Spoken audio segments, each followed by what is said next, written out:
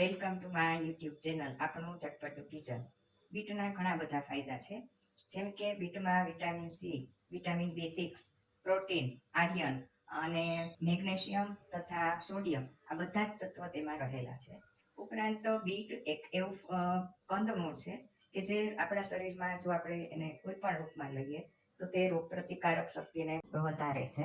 અને જો એના રસનું સેવન કરવામાં આવે નિયમિત તો તમારા શરીરમાં લોહીની ઉણપને પણ તે દૂર કરે છે.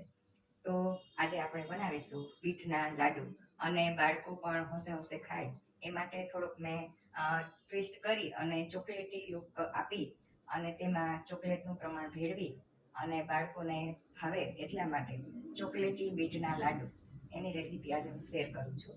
તો ચાલો આજે આપણે બનાવીએ બીટના ચોકલેટી લાડુ. અહીં મેં મીડિયમ સાઇઝના 2 બીટ લીધા છે. તેને સરસ રીતે પહેલાં ધોઈ લીધા છે, ત્યારબાદ પૂરા કરી અને આ રીતે કાપી તેની છાલ ઉતારી લેશું અને ત્યારબાદ ઝીણી ખમણીની મદદથી તેનું છીણ કરી લેશું.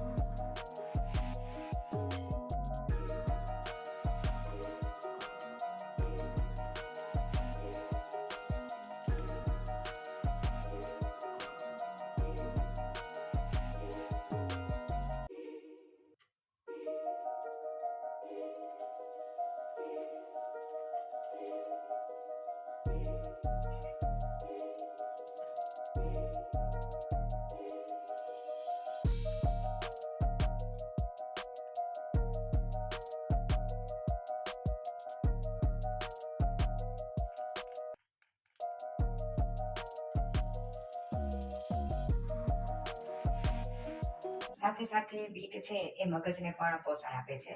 તમે જુઓ છો ને મારું મગજ કેટલું સરસ ચાલે છે.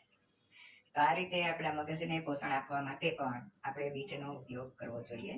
તો આપણે કોઈ પણ રૂપમાં બીટને ખાસી અને આપણે આપણા શરીરની તંદુરસ્તી અને સ્વાસ્થ્ય છે તે જાળવશું.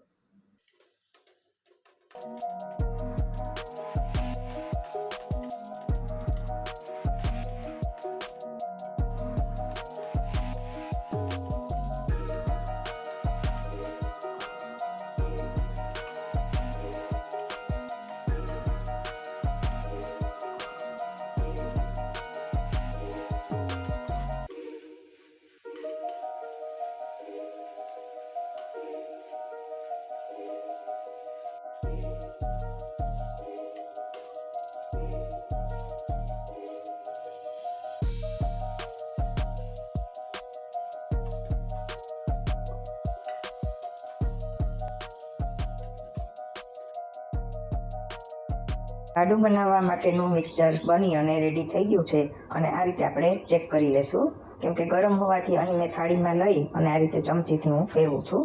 આપણે ઈચ્છીએ તો હાથમાં લઈને પણ ગોળી વાળી અને ચેક કરી શકીએ, પણ મિશ્રણ ગરમ હોવાથી આ રીતે કરવું યોગ્ય રહેશે. તો આપણું મિશ્રણ બનીને રેડી છે અને આપણે તેને થાળીમાં કાઢી અને તેને ઠરવા દેશું.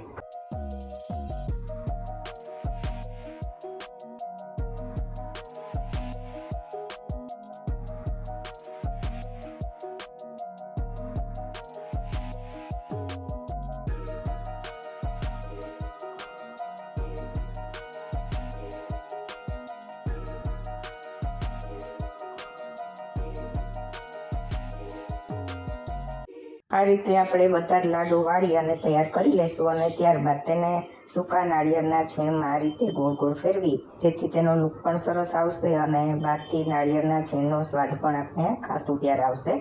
તો આ રીતે આપણા બીટ કોકોનટના ચોકલેટી લાડુ બની અને તૈયાર છે.